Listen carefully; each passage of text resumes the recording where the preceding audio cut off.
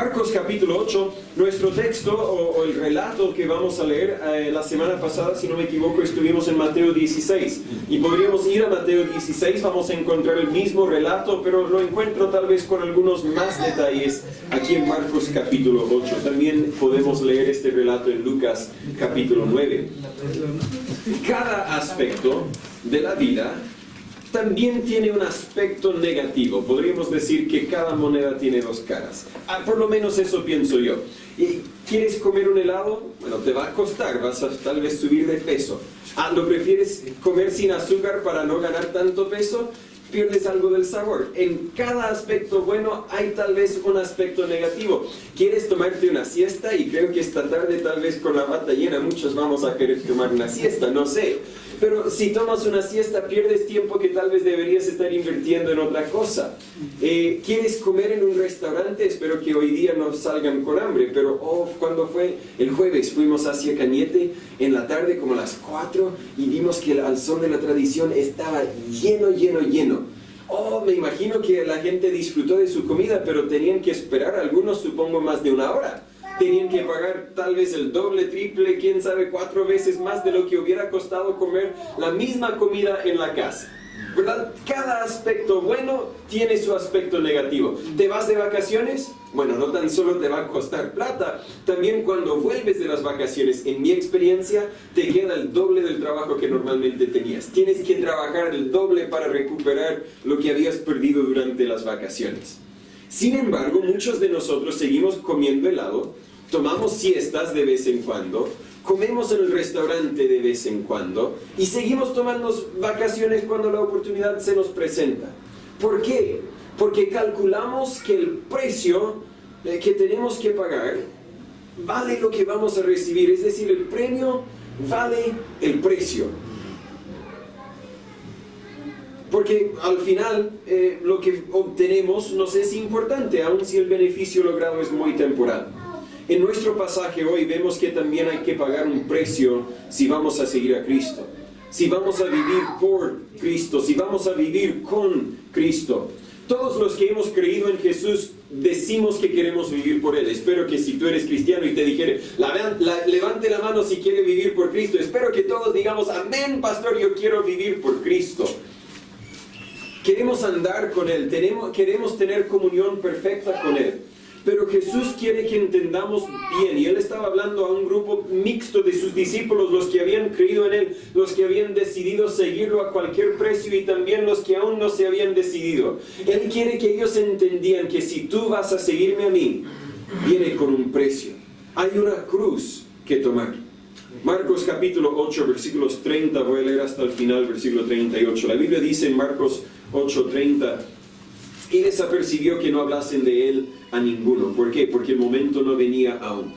Y comenzó a enseñarles que era necesario que el Hijo del Hombre padeciese mucho y ser rechazado de los ancianos y de los príncipes, de los sacerdotes y de los escribas, y ser muerto y resucitar después de 3 días. Y claramente decía esta palabra. Entonces Pedro, tomándole aparte, comenzó a reprenderlo. Pero él, Jesús, volviéndose y mirando a sus discípulos, reprendió a Pedro diciendo, quítate delante de mí, Satanás, porque no piensas en las cosas de Dios, sino en las de los hombres. Y llamando a la multitud y a sus discípulos les dijo, si alguno quiere venir en pos de mí, niéguese a sí mismo y tome su cruz y sígame. Porque el que quisiere salvar su vida la perderá. Y el que perdiere su vida por causa de mí y del Evangelio, éste la salvará. Porque, ¿qué aprovechará el hombre si ganare todo el mundo y perdiere su alma? ¿O qué recompensa dará el hombre por su alma? Porque el que se avergonzare de mí y de mis palabras en esta generación perversa y adúltera, el Hijo del Hombre se avergonzará también de él cuando venga en la gloria de su Padre con los santos ángeles. Oremos. Señor, gracias por tu palabra. Muchas veces encontramos hermosura y bendiciones para nosotros, y sí, está llena de bendiciones. Pero también llegamos a pasajes como el que acabamos de leer, que a veces nos duelen. Señor, ayúdanos a entender la causa del dolor. Ayúdanos a entender el motivo detrás de las palabras que Jesús dijo. Y ayúdanos, Señor, a estar dispuestos a pagar cualquier precio, conociendo que el premio vale el precio. Obre nuestras vidas, Señor. En el nombre de Jesús le pedimos todo esto. Amén. La semana pasada vimos el fundamento de la iglesia del Nuevo Testamento, que es Cristo. Ese mismo Cristo debería ser el fundamento de nuestras convicciones, debería ser nuestro motivo para vivir. Y esa idea, la idea de tener la convicción correcta, se relaciona directamente con el tema que vamos a ver hoy. Porque no vamos a poder vivir para Cristo, no vamos a poder tomar nuestra cruz y pagar el precio que muchas veces hay que pagar, si no compartimos la convicción que Jesús es el Cristo, Amén, el Hijo del Dios viviente. Veamos, quiero ver 5 verdades acerca de la cruz que debemos tomar. Primero, en versículos 31 al 33, veo que nuestra voluntad se opone a la voluntad de Dios. En versículo 31, entienda bien el poder, el impacto de las palabras que Jesús estaba enseñando. La Biblia dice otra vez, comenzó a enseñarles a sus discípulos que era necesario que el Hijo del Hombre padeciese mucho y ser rechazado de los ancianos. Espéreme un momento. Jesús, te seguimos porque queremos honor. Jesús, te seguimos porque queremos bendiciones. Jesús, te seguimos, y entiende otra vez que los discípulos, según entiendo, hasta este momento todavía tienen la idea de que Jesús venía para ser el libertador físico, venía para establecer su reino físico y literal aquí en la tierra. Eso viene un día, pero aún no ha llegado. Él vino primero para ser el libertador espiritual, porque su reino, más adelante lo tengo notado, vamos a leerlo, su reino no es parte de este mundo todavía, pero vendrá el día, claro, cuando vendrá, como dice el versículo 31, en la gloria de su Padre y con los santos ángeles, establecerá un reino aquí en la tierra. Así que no estaban equivocados, solo estaban equivocados en el momento. Ellos seguían a Jesús pensando tal vez que Jesús iba a ser el rey, iba a derrotar el imperio romano, iba a establecer su reino y luego tendría que apuntar y señalar a gobernadores. ¿Quiénes serían los gobernadores? Sino los que estaban más fieles a él. Así que algunos decían, voy a seguir a Jesús porque al fondo voy a ser un gobernador aquí en la tierra. Pero ahora Jesús dice, es necesario que el Hijo del Hombre padeciese mucho. Bueno, está claro, vamos a sufrir un poco en esta guerra, porque ¿quién no sufre en una guerra? Y ser rechazado de los ancianos y de los príncipes, de los sacerdotes y de los escribas. Eso significaba para el judío que sería rechazado por la sociedad. Sería considerado como peor que un homicida. Sería rechazado en el sentido de que ya no tendría sus amistades que antes tenía, ya no tendría las oportunidades de negocio que antes tenía. Se imagina hoy día un cristiano viviendo tal vez en el país de Afganistán, donde entiendo que los musulmanes del Talibán están en poder y no toleran otras religiones. Se imagina siendo cristiano en Afganistán. Bueno, voy a sufrir por ser cristiano. Y eso es precisamente lo que Jesús estaba anunciando a sus seguidores. Yo voy a sufrir. Y por ende los que son mis seguidores, los que han imitado y creen lo que yo enseño, también van a sufrir. Pero luego más que eso dice, y ser muerto. No, ¿qué pasó? No, toda la visión que yo tenía de lo que íbamos a lograr juntos, Jesús, eso no era parte. Claro, al final dice resucitar después de 3 días, pero ese no era parte de mi plan. Y por eso la Biblia dice en el versículo 32, entonces Pedro, tomándole aparte, comenzó a reprenderlo. Jesús no tiene que ser así, Jesús no debe ser así. Jesús, mire, hay otras alternativas, estás loco, algo mal entendiste, no puede ser así. Hablando de que muchos creían que Él venía para ser su libertador físico, la Biblia nos relata en Mateo 20, 20 y 21. Entonces vino a Él la madre de los hijos de Zebedeo con sus hijos adorándole y pidiéndole algo. Y Él le dijo, ¿qué quieres? Ella le dijo, concede que en tu reino se sienten estos mis 2 hijos, el uno a tu mano derecha y el otro a tu izquierda. Estaban buscando, sirviendo a Dios por las bendiciones físicas, naturales. Si sirves a Cristo, si sigues a Cristo, solamente para las bendiciones que puede traer al seguir a Cristo, cuando la vida se te pone difícil vas a dejar de seguir a Cristo. Les comenté, pero estaba en Panguipulli hace varios años y entiendo ahora que no era la voluntad de Dios que trabajésemos ahí, porque 5 horas de aquí, difícil estar en 2 lugares a la misma vez. Pero por varios meses fui a Panguipulli, había una familia que me recibía, al parecer amaban al Señor, amaban aprender del Señor, pero llevaban como 20 años viviendo juntos sin casarse. Y un día lo explicamos, hablamos por qué no se casan y me explicaron el motivo, que a su parecer era motivo bíblico por el cual no se habían casado. Y les dije, mire, la voluntad de Dios es clara aquí, si van a vivir juntos tienen que casarse. Así que de un día para otro prácticamente, fue cuando Samuel nació, si no me equivoco, de un día para otro dijeron, mire pastor, mejor ya no venga. Dije, ¿pero qué pasó? ¿Fue que se ofendieron en que yo les dijera tienen que casarse? ¿Fue que decidieron no obedecer a Cristo, entonces mejor ya no le escuchemos? Y me dijeron, no pastor, todo el contrario. Decidimos que nos vamos a casar. De hecho, nos compramos el anillo y me empecé a ponerlo. Me enseñó la esposa, la señora.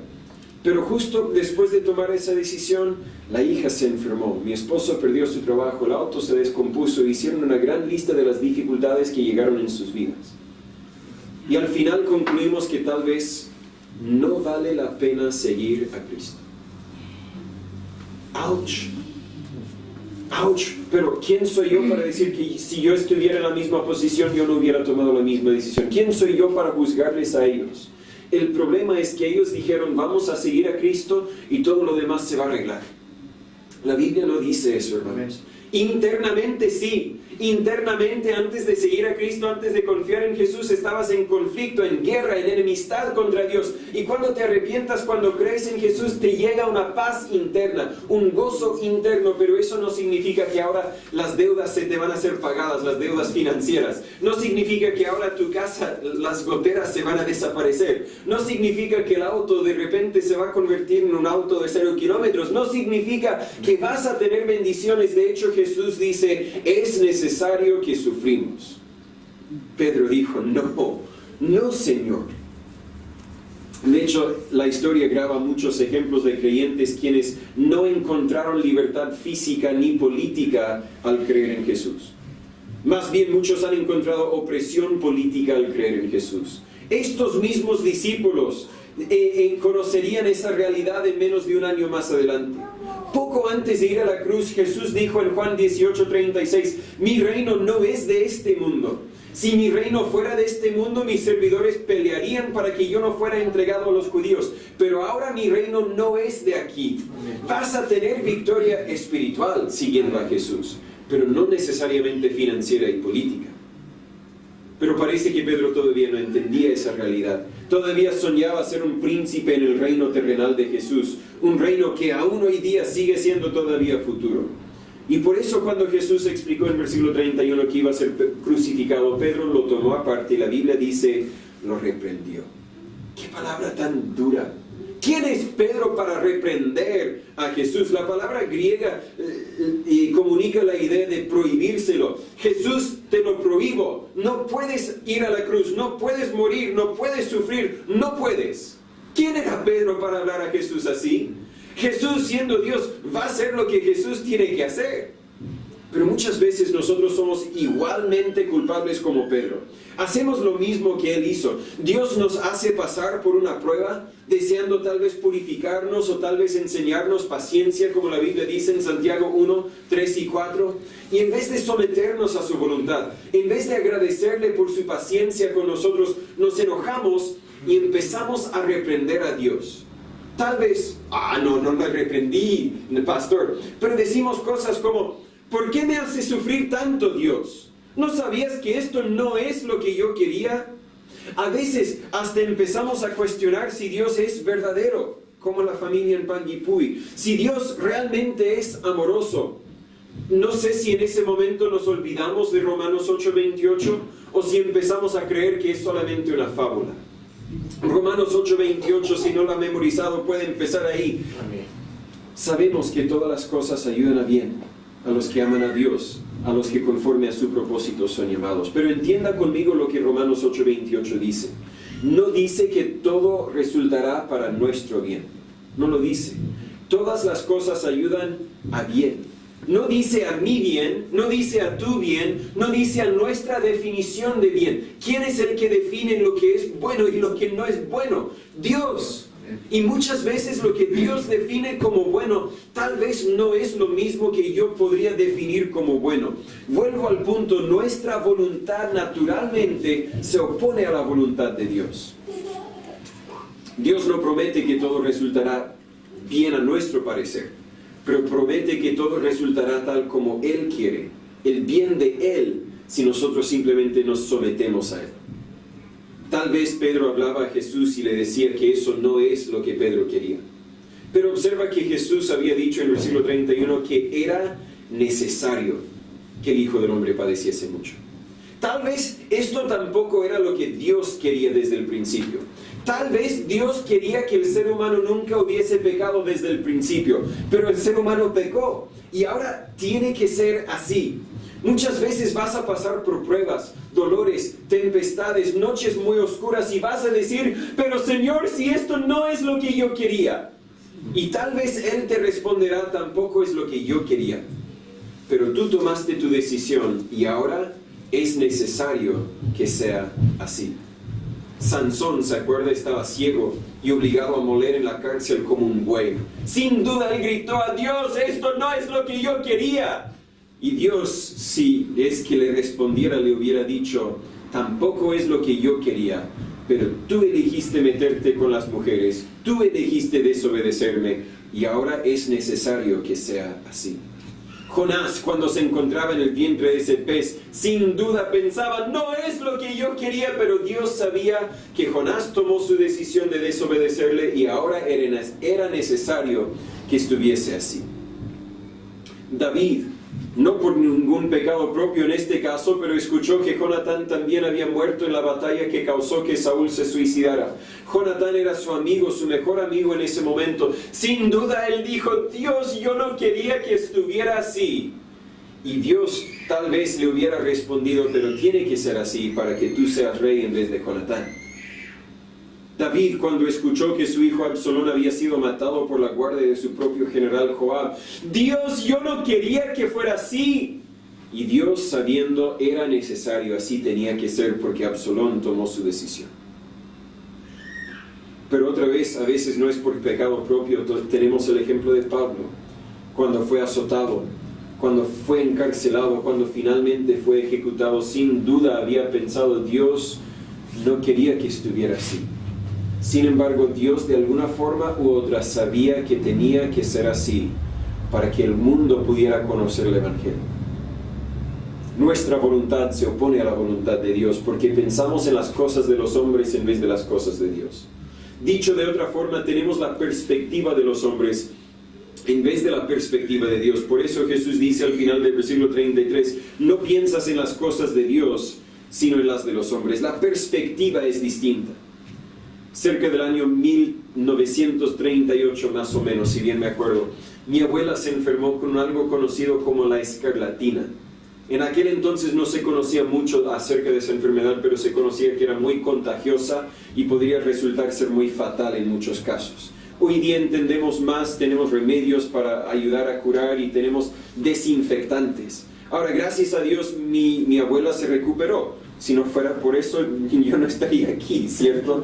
Ella se recuperó, se sanó, pero el hábito, la práctica de aquel entonces fue después tomar toda la ropa que ella pudiera haber usado cuando estaba enferma, tomar todos los juguetes que podía haber tocado cuando estaba enferma, tomar toda la ropa de cama, incluso tal vez la propia cama, y quemarla. ¿Por qué? Para no seguir compartiendo la infección. Y mi abuela relata el momento en que tenía una muñeca muy cara, muy preciosa para ella. Alguien en especial se lo había regalado y era su juguete favorito. Y se acordó cuando su papá tomó el juguete y lo tiró al fuego. Y ella, sin duda, hubiera dicho, yo no quería que estuviera así, pero ella no tenía la perspectiva de sus padres, y sus padres conocían que en aquel entonces, por lo menos, era necesario que estuviera así. Muchas veces nosotros sufrimos, pasamos por pruebas y decimos, Dios, yo no quería que estuviera así. Pero Dios, teniendo otra perspectiva, sabe que es necesario que sea así. Nuestra voluntad naturalmente se opone a la voluntad de Dios. Pero número 2, en el versículo 34, también vemos que nuestra voluntad tiene que morir si vamos a vivir para Dios. La Biblia dice en versículo 34, y llamando a la multitud y a sus discípulos les dijo, si alguno quiere venir en pos de mí, niéguese a sí mismo y tome su cruz y sígueme. Lo que antes habló cuando reprendió a Pedro y le dijo, quítate delante de mí, Satanás, otras palabras muy duras, pero palabras necesarias, porque en el corazón de Pedro en ese momento no era la voluntad de Dios, no era sometimiento a la voluntad de Dios. De hecho, en ese momento Pedro se estaba haciendo Dios, dando instrucciones a Jesús, no puedes hacer esto. Y ese era precisamente lo que Satanás quería hacer, quería hacerse Dios. El insulto, la reprensión que dio a Pedro no era por casualidad, era muy preciso, enseñando a Pedro el problema de tu corazón es el mismo problema que tenía Satanás. Pero ahora, versículo 34 está hablando a todos, los que han creído en Él y los que todavía no han creído en Él, los que tal vez lo están examinando para ver si vale la pena creer en Él. Si vas a venir en pos de mí, niéguese a sí mismo. Tome su cruz y sígueme. Tu voluntad, nuestra voluntad, tiene que morir si vamos a vivir para Dios. Cuando un jefe de empresa quiere contratar a un empleado, ¿qué hace? Publica lo bueno que la persona recibirá al llenar el cupo de empleo. El salario, las días de vacaciones, el horario conveniente si es conveniente. A veces también relatan un poco de las responsabilidades porque no quieren hacer una entrevista, recibir currículo de personas que no pueden cumplir con el trabajo, pero normalmente no cuentan todo lo feo del trabajo. Le cuentan lo bonito del trabajo. Por ejemplo, cuando yo llegué a ser profesor, no me dijeron que habrían días que yo tendría que limpiar el vómito del piso. No me dijeron que tendría que hablar con padres que estaban enojados y a veces algunos bajo influencias de otras sustancias. No me dijeron que tendría que estar en el colegio a veces hasta las 8 de la noche con reuniones de padres. No me contaron todo eso. Me contaron lo bonito. ¿Por qué? Porque querían que yo aceptara el puesto. Pero Jesús no embellece la responsabilidad que viene al seguirle a Él. Jesús no embellece el precio que vamos a tener que pagar al seguirle a Él. No esconde la realidad. Él dice, si vas a realmente ser mi discípulo, si vas a realmente vivir por mí, te va a costar. Hay un precio por pagar. Tienes que hacer 3 cosas en este versículo. Primero dice, niéguese a sí mismo. Los padres entendemos ese principio. Llegas a la casa cansado y quieres puro descansar, pero los niños, ¿qué quieren hacer? Quieren pasar tiempo contigo, quieren que les juegues con ellos, que les lees un libro. Tu esposa a veces necesita ayuda. Tú solo quieres descansar, pero ¿qué haces? En lo personal, a veces descanso, pero a veces aprendo a negarme a mí mismo porque tengo que sacrificar mis deseos para los deseos de mis niños, los deseos de mi esposa. Negarse a sí mismo significa no valorar lo que tú necesitas, sino valorar lo que los otros piden. Las madres también entienden este principio. Cuando a las 4 de la mañana, a las 3 de la mañana, a no sé qué hora, no muy digna de la mañana, se escucha una voz que dice, ¡Mamá! Yo lo que hago, quedo dormido. Pero mi esposa se niega a sí mismo, sin duda prefiere quedarse dormida, pero se niega a sí mismo, sale de la cama y ayuda a los niños. Lo que Jesús pide, lo que demanda más bien, no es algo de vez en cuando, sino es algo constante, de cada día, cada momento, cada decisión que tomas. Bienvenido. Tu vecino te maltrata, ¿qué haces? Si vas a venir en pos de Jesús, vas a responder con amor. Tu colega te engaña, ¿qué haces? Si vas a venir en pos de Jesús, vas a perdonarlo y amarlo. Tu jefe te dice que si no trabajas los días domingos, te va a despedir o te va a dar un cargo no tan deseable. ¿Qué haces? No lo puedo responder por ti, pero Jesús está diciendo, si realmente vas a seguirme a mí, tienes que primero negarse a sí mismo. Y eso no es algo que se hace de vez en cuando. No se hace una vez y eso basta. Es una decisión de cada día. Es una decisión de cada momento por el resto de su vida si vas a realmente seguir a Cristo. Luego dice en versículo 34 de Marcos 8, niéguese a sí mismo y tome su cruz. De la misma forma tienes que tomar tu cruz cada día. Jesús no tomó un descanso de su cruz. No dijo, me cansé de esto, así que voy a tomar un descanso y después vuelvo al trabajo que Dios me encargó. No. Esta cruz representa dolor, representa vergüenza, sufrimiento y muerte. nosotros también tenemos que estar dispuestos a tomar dolor, sufrimiento, vergüenza e incluso tal vez muerte, si realmente vamos a seguir a Cristo. Pastor, no lo digas, alguien se va a ofender. No lo digo yo, lo dice Cristo. Esta cruz no representa la consecuencia natural de tus propias decisiones. Tal como la cruz que tomó Jesús no fue a causa de sus pecados. Cuando el hijo de David que le había nacido a Betsabé murió, no fue la cruz que David tenía que tomar. Fue la consecuencia natural de la decisión que él había tomado. Una corrección o un castigo que él tenía que sufrir por sus propias decisiones. Cuando a Sansón le sacaron sus ojos, no estaba cargando su cruz, estaba recibiendo lo que él mereció al desobedecer a Dios. Pero cuando Pablo y Silas fueron azotados y encarcelados en Filipo, tenían que tomar su cruz. Cuando Juan el Bautista fue encarcelado y luego perdió su cabeza simplemente porque predicó la verdad, estaba tomando su cruz. Jesús dijo en Mateo 5:10, bienaventurados los que padecen persecución por causa de la justicia, porque de ellos es el reino de los cielos.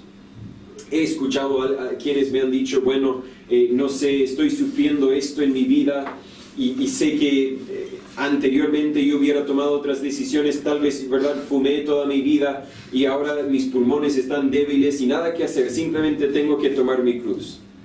No es tan así. Si tus pulmones están más o menos porque fumaste toda tu vida, no es tomar tu cruz, es recibir el resultado de tus decisiones. Entiendo también por la gracia, la misericordia de Dios, hay otros que han fumado por muchos años y hoy día tienen pulmones sanos y gracias a Dios por eso. Pero cuando tomamos nuestra cruz estamos diciendo sufrir algo que tal vez no deberíamos tener que sufrir. Pero elegimos sufrirlo como quiera. ¿Por qué? Porque queremos seguir a Cristo. En cierto sentido, esta cruz representa dolor y sufrimiento anticipado en vez de inesperado. Toda la vida de Jesús, Él sabía, la cruz me espera. Y por lo tanto, cuando las dificultades vienen a tu vida por haber seguido a Cristo, no te deberían sorprender. Debería ser algo anticipado. Tal vez no puedes anticipar la forma en que tendrás que sufrir, pero puedes anticipar que si vas a seguir a Cristo, vas a sufrir. Pero Jesús nos instruye también a tomar nuestra cruz. Dice, toma su cruz. Tu cruz podría ser distinta a la mía. No todos pasamos por las mismas dificultades. Algunas cruces suelen ser más obvias que otras. Algunas parecen doler más que otras. E incluso parece ser que hay algunos cristianos quienes nunca tienen que cargar una cruz. Pero si realmente vas a seguir a Jesús, parece que siempre habrá una cruz que tomar, aun si nadie más lo ve. Tienes que negarte, tienes que tomar tu cruz y luego dice, sígueme. Sigue su ejemplo. Jesús se negó a sí mismo. Jesús tomó su cruz. Realmente fue nuestra cruz, pero la tomó porque era necesario.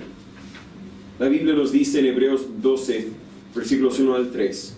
Por tanto, nosotros también, teniendo en derredor tan grande nube de testigos, despojémonos de todo peso y del pecado que nos asedia y corramos con paciencia la carrera que tenemos por delante. Puestos los ojos en Jesús, mírele a Jesús porque Él ya corrió la carrera que ahora a nosotros nos toca correr. Puestos los ojos en Jesús, el autor y consumador de la fe, el cual por el gozo puesto delante de Él, sufrió la cruz. Él tomó su cruz. Menospreciando la vergüenza, no importa que tengo que sufrir vergüenza. Y se sentó a la diestra del trono de Dios. Eso quiere decir, logró la victoria. Nosotros también podremos un día estar en el cielo con Él. Luego versículo 3 dice, considerad pues a aquel que sufrió tal contradicción de pecadores contra sí mismo. Es decir, se negó a sí mismo, para que no os fatiguéis ni desmayen vuestras almas. Nuestra voluntad naturalmente se opone a la voluntad de Dios. Por lo tanto, nuestra voluntad tiene que morir si vamos a servir a Dios. Pero el versículo 35 toma esa verdad y lo lleva un paso más allá. Nuestra vida tiene que acabar para vivir por Dios. Jesús dice, el que quiere salvar su vida la perderá. Y el que perdiere su vida por causa de mí y del Evangelio, éste la salvará. Para que una cosa realmente comience, normalmente es necesario que otra cosa termine. Para que el día empiece, la noche tiene que terminar y viceversa. Para realmente estar casado, para llegar a ser una sola carne con tu cónyuge, tienes que dejar de ser soltero.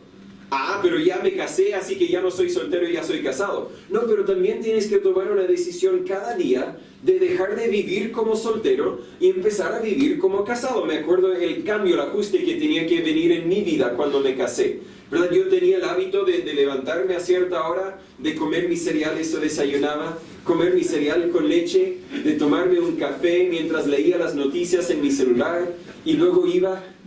Es el desayuno de niños acá en Chile, ¿cierto? Y luego me iba al trabajo, cuando terminaba el trabajo me quedaba en el trabajo ayudando un poco, luego pasé a visitar a algunos alumnos, llegaba más tarde a la casa, hacía mis quehaceres, tal vez veía una película para relajarme un poco, preparaba la comida, me la comía, hice algunas cosas que yo quería hacer, también tenía algunos estudios que hacer y luego me dormí. Del principio al fin, mi horario lo dictaba yo. Bueno, también el jefe en el trabajo. Pero luego me casé. Y ella quería levantarse, quería estar conmigo. Y si voy a vivir como soltero, la ignoro y sigo leyendo mis noticias. Pero no, estoy casado. Tengo que vivir distinto. Una cosa, mi vieja forma de vivir tiene que acabar para ahora vivir como casado. Una cosa tiene que terminar para que otra cosa empiece. Y eso es lo que Jesús está diciendo. En cierto sentido, si vas a vivir para Cristo, tienes que dejar de vivir para ti. Tienes que perder tu vida, la vida que antes tenías, la identidad que antes tenías. Tienes que perderla por causa de Cristo y del Evangelio. Y luego encontrarás la vida verdadera, tu identidad verdadera, la razón verdadera para la vida que Dios te ha dado.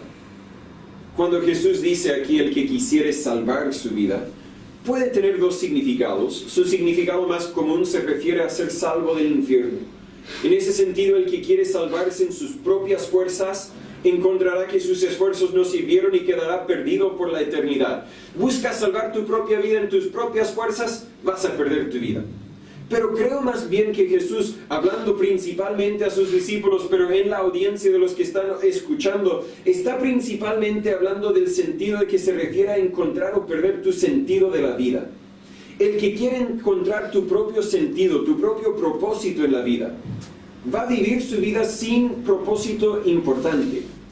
Perderá su vida tal como la leche derretida en un arbolito es perdida. ¿Verdad? Claro, la leche tal vez le dio algo de agua a ese arbolito, pero pudiera haber sido mucho mejor si hubiera sido tomado por un niño que necesita la leche.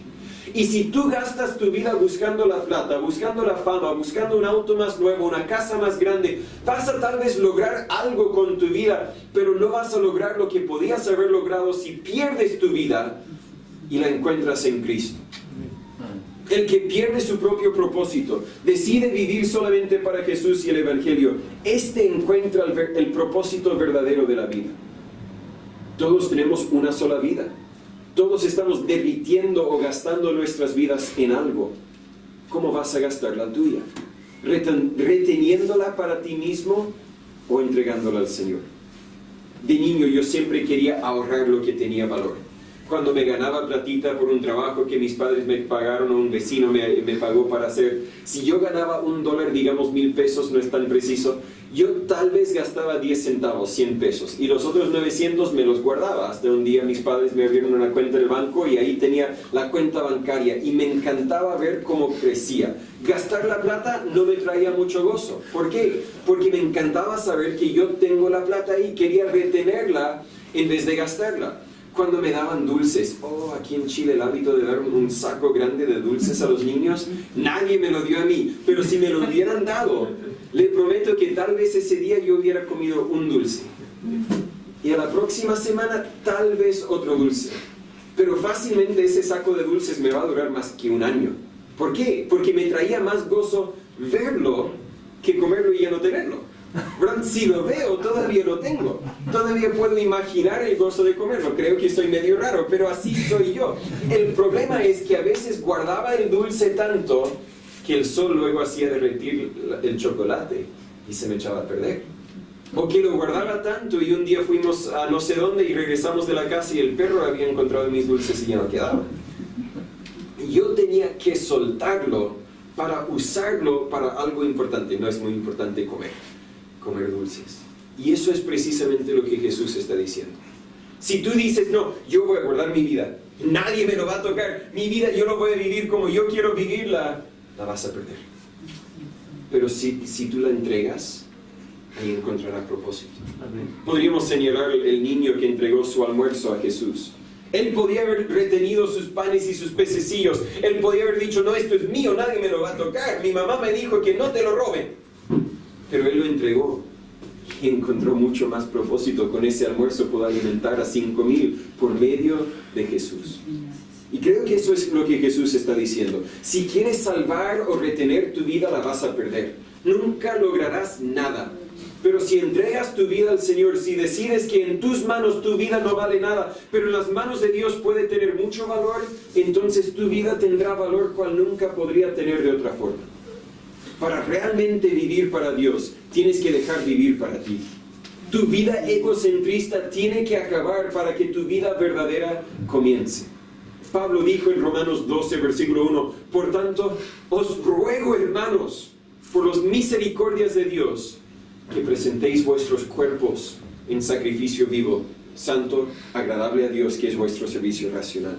Dios, mi vida no es mía, te la doy. Si quieres usarla, úsela como la vas a usar. Si tengo que sufrir, no importa, porque esta vida que vivo no es mía, sino es tuya. En versículos 36 y 37, vemos que nuestra vida no tiene valor fuera de Dios. Porque ¿qué aprovechará el hombre si ganare todo el mundo y perdiere su alma? ¿O qué recompensa dará el hombre por su alma? En el liceo yo participé en un equipo de debate, un año.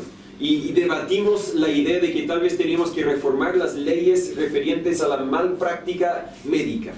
Y una de las propuestas que los adolescentes, bueno, no tan solo los adolescentes, lo propusieron los adolescentes porque los políticos lo habían propuesto, era asignar un valor para cada pérdida a causa de malpráctica médica. Por ejemplo, si a causa de la malpráctica médica te tenían que cortar el brazo y eso no era necesario, te deben pagar, no sé, 20 millones de pesos. Pero si cortan un solo dedo, te pagan 1 millón de pesos, algo así. Y querían asignar un valor para cada pérdida posible. Si pierdes un ojo, tiene este valor. Si pierdes una pierna, este valor. Si pierdes tu vida, si te matan por negligencia médica, tiene este valor. El problema con esa idea es cómo asignas valor a algo que no tiene una cantidad de valor. 20 millones de pesos no puede hacerme crecer otro brazo. Si me ofrecieras 200 millones de pesos, creo que no me ofrezco cortarme el brazo. ¿Cómo asignas valor a algo que no puede tener un valor numérico? ¿Cómo asignas valor a una vida? Creo que sin embargo, el brazo tiene vida. Una vida un brazo tiene valor, una vida tiene valor. Y creo que estos versículos tienen 2 significados o aplicaciones. Primero, si gastas toda tu vida buscando las cosas terrenales como la plata, la fama, el honor, los placeres, etc. Si gastas porque tu vida tiene valor, la vas a gastar, la vas a invertir en algo. Si la inviertes en lo que tú quieres y mueres sin Cristo, te darás cuenta en el infierno que todo lo que valorabas no era importante. Ganaste todo el mundo, pero perdiste tu alma porque nunca confiaste en Jesús. Y ahora no hay recompensa que puedes dar para rescatar tu alma del infierno. En Lucas 9:25, el pasaje paralelo a este, dice que Jesús dijo, porque ¿qué aprovechará si ganare todo el mundo y se perdiere a sí mismo o se destruyere? Claramente Jesús estaba hablando de eso. ¿Qué importa si gastas toda tu vida y te haces muy exitoso en términos humanos, pero mueres sin Cristo? Lo habrás perdido todo.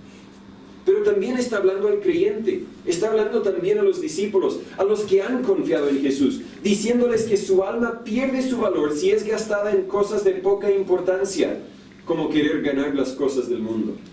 Tu vida verdadera no tiene valor fuera de Dios y la voluntad de Dios para tu vida. Tu vida, si vives por lo que tú quieres, tal vez vas a ganar lo que querías ganar, pero perderías lo más importante, almas. Algunos ya están pensando, pero pastor, si está hablando a los cristianos, yo ya soy cristiano, así que no puedo perder mi alma. Ahí está, hay varios libros atrás que dicen, el cristiano no pierde su alma. Pero ¿qué tal las otras almas? ¿Harás algo para que no se pierdan ellas? ¿O estás tan enfocado en tus propios deseos que no te importa perderlas? Claro, si eres hijo de Dios vas al cielo igual. pero tus obras, la inversión de tu vida habrá sido por nada. En 1 Corintios 3, del 6 al 15, no lo voy a leer, pero la Biblia dice que viene un momento cuando nuestras obras serán probadas por fuego. Y si invertimos de la forma que Dios quería que invirtiéramos, si dedicamos nuestras vidas a hacer lo que Dios quería, vamos a tener algo que permanece después del fuego. Pero si tu vida solo ha sido para construir una casa, comprar un auto, aumentar la cuenta bancaria, se va a quemar. Vas a ser salvo, vas a llegar al cielo, pero por fuego, porque no te va a quedar nada. Y tal vez algunos de los que están pensando que son cristianos y no pueden perder sus almas y no tienen que hacer nada por Cristo, tal vez están confundidos. Tal vez realmente no son cristianos porque no puedes tomar a Jesús como tu Salvador, sin también tomarlo como tu Señor o tu jefe. En Hechos 16:31, el carcelero de Filipo había preguntado a Pablo y Silas qué debo hacer para ser salvo, y dijeron: cree en el Señor, cree en el jefe, cree en el dueño Jesucristo, y serás salvo tú y tu casa. Si Jesús no es tu Señor, tal vez tampoco es tu Salvador. Por último, versículo 38, nuestra vida no tiene valor, pero nuestra vida no tiene honor fuera de Cristo. Jesús dice: porque el que se avergonzare de mí y de mis palabras en esta generación perversa y adúltera, el Hijo del Hombre se avergonzará también de él cuando venga en la gloria de su Padre con los santos ángeles. ¿Te has avergonzado de Jesús en algún momento? ¿En lo personal? ¿En mi corazón? No. Siempre estoy agradecido de lo que Dios ha hecho por mí. De vez en cuando quito la mirada de Cristo, miro lo que ha pasado en mi vida y de vez en cuando protesto, me quejo con Dios. Pero gracias a la misericordia de Dios, a la gracia de Dios, Él obra en mi vida y me recuerda de lo bueno que ha sido conmigo. Al interior de mi ser, no me avergüenzo de Cristo. Pero a veces, si tú me observaras, no llegarías a esa conclusión. A veces me porto como que si me haya avergonzado de Cristo. Hay momentos cuando debo testificar de Cristo y no lo hago.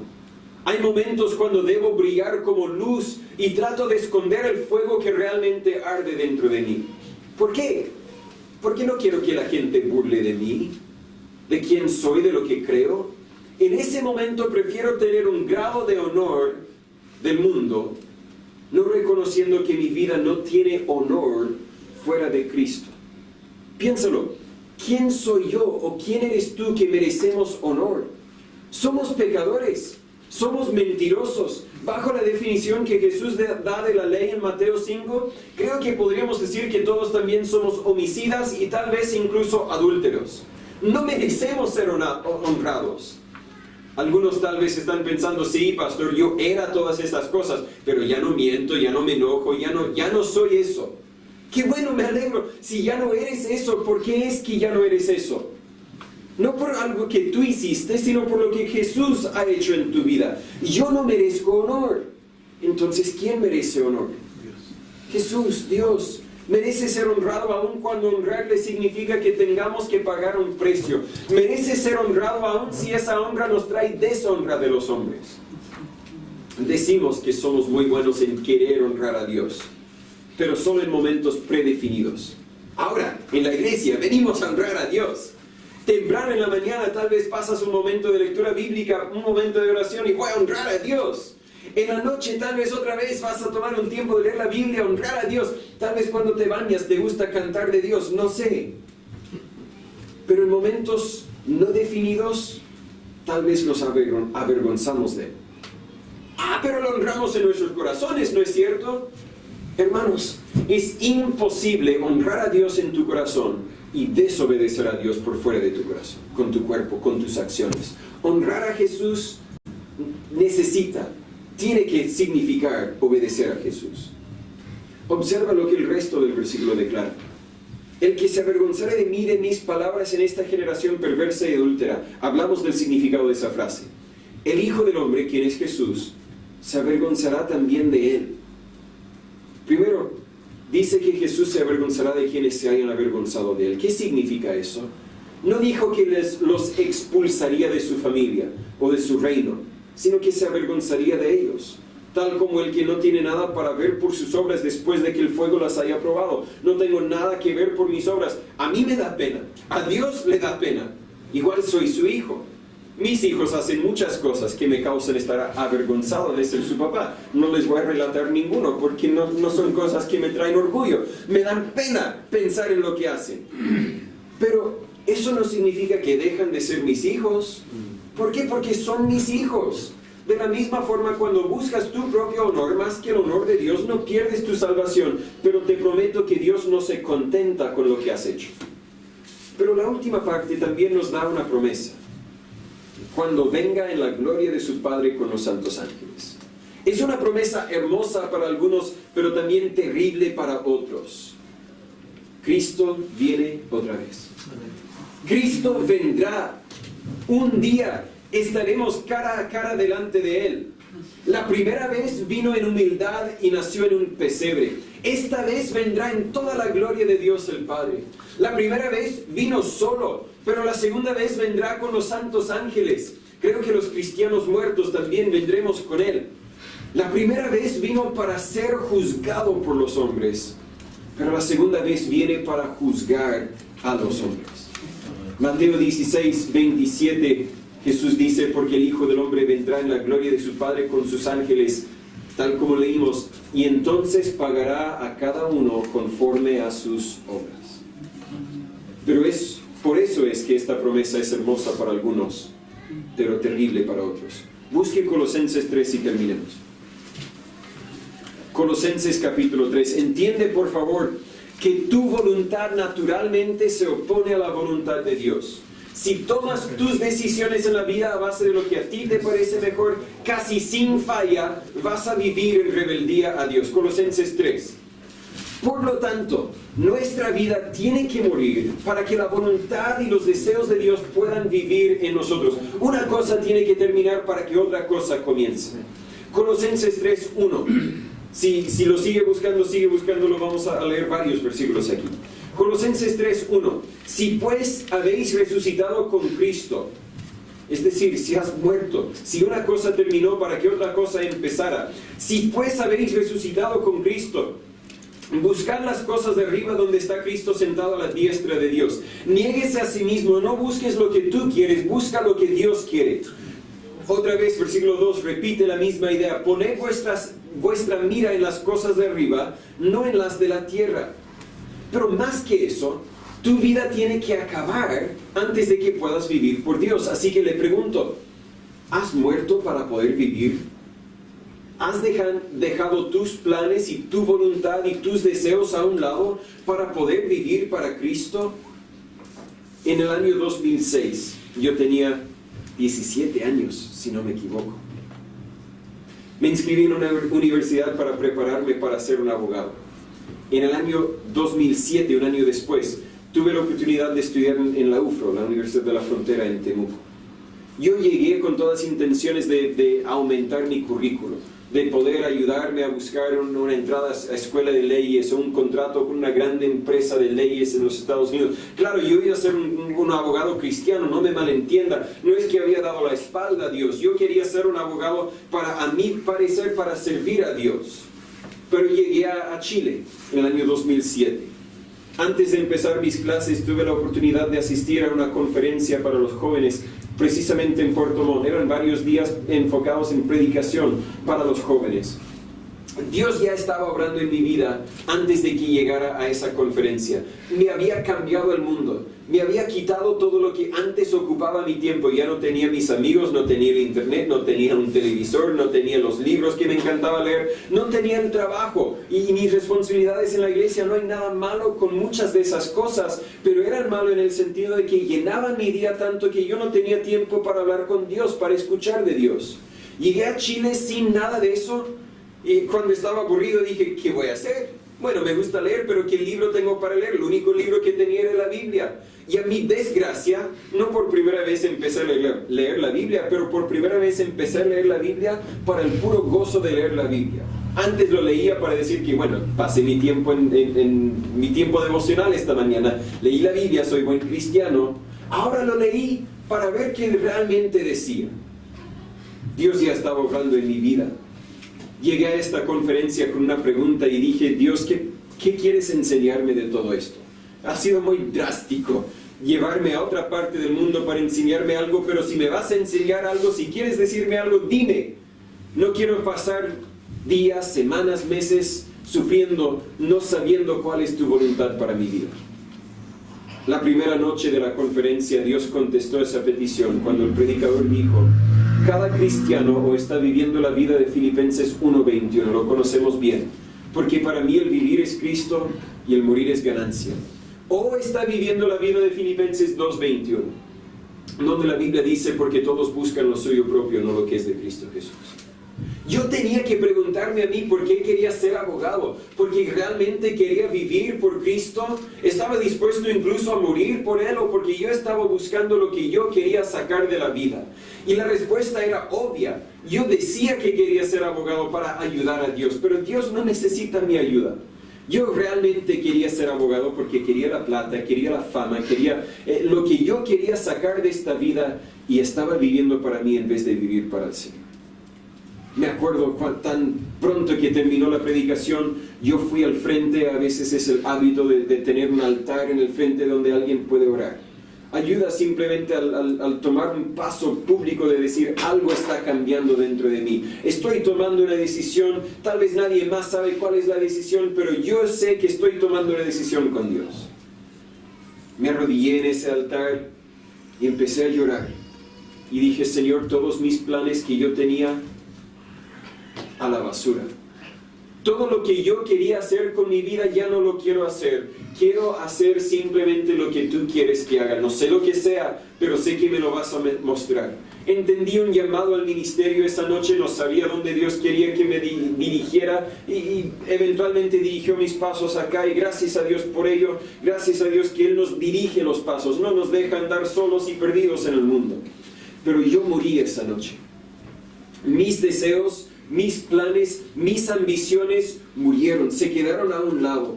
Y más que eso, decidí vivir en Cristo. Eso es lo que Colosenses 3:3 dice: porque muertos sois, y vuestra vida está escondida con Cristo Jesús. Muertos sois, has muerto a tus deseos, a tus planes, a tus intenciones, para ahora puedas vivir en Cristo Jesús. Esa es la única forma en que encontrarás el valor verdadero para tu vida. No quiero decir que una vida invertida en algo aparte del ministerio no tiene valor. No lo digo yo porque la Biblia no lo dice tampoco.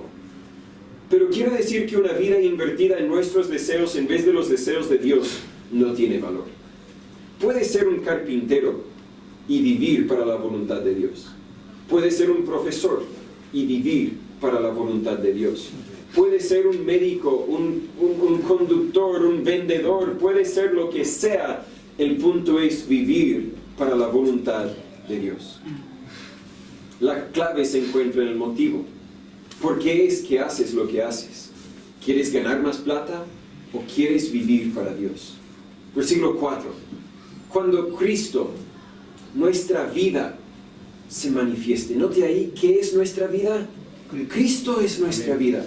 Cuando sin Cristo no hay vida. Sin Cristo no hay propósito en la vida. Cuando Cristo, nuestra vida, se manifieste, entonces vosotros también seréis manifestados con Él en gloria. Una vida vivida para Cristo. Alguien que toma su cruz, que se niega a sí mismo, que sigue a Jesús, tendrá su recompensa.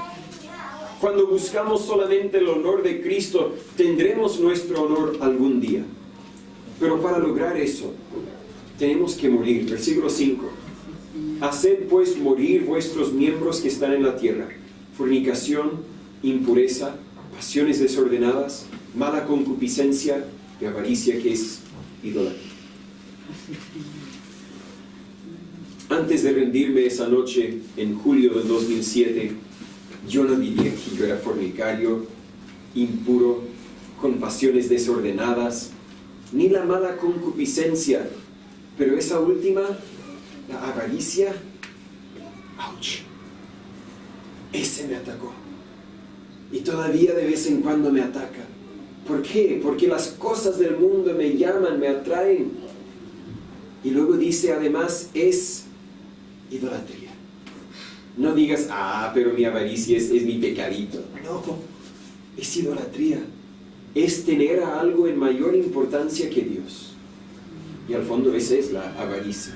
Al fondo esa era mi vida. Yo quería poner en primer lugar mi deseo de ganar plata. Y en segundo lugar, ahí estaba Dios. Pero Dios tiene que tener primer lugar. Dios tiene que tener segundo, tercer, cuarto y quinto y sexto lugar también. Al fondo de la lista, si realmente estás muerto, si realmente estás viviendo para Cristo, también está la voluntad de Dios.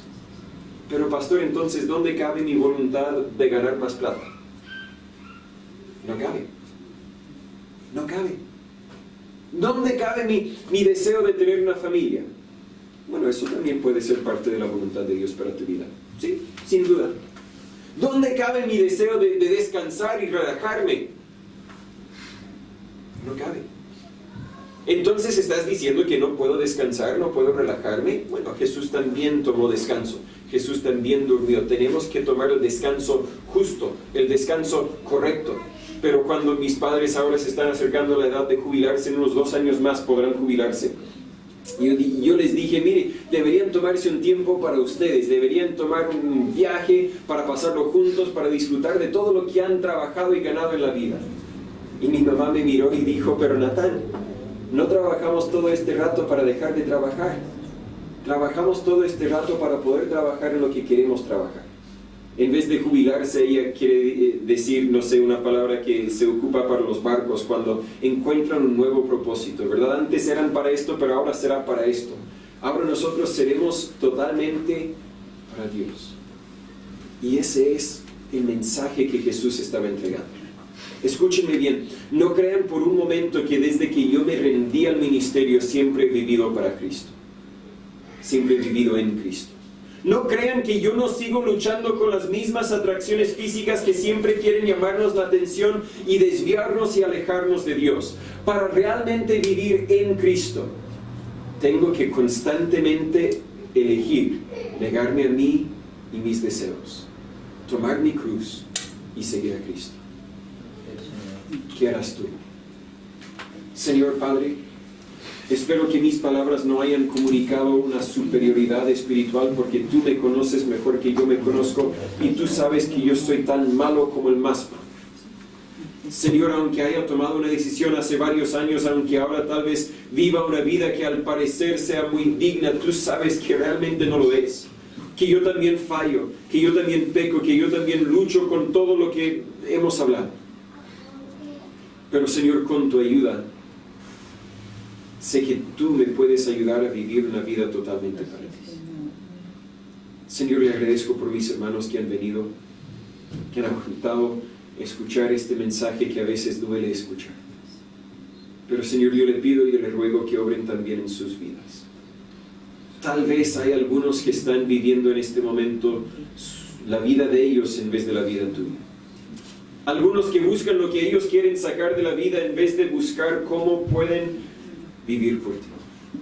Yo no sé qué significa eso. Yo no sé específicamente cuáles cambios usted quiere ver en cada vida, pero sé que usted quiere seguir cambiándolos, quiere seguir transformándolos. Y Señor, yo le ruego que usted sigue obrando en nuestras vidas. Si hay alguno que no ha confiado en Jesús, Señor, no les dejes estar asustados por el mensaje, sino ayúdales a entender que todo lo que este mundo valora realmente es vacío, porque un día todos vamos a morir.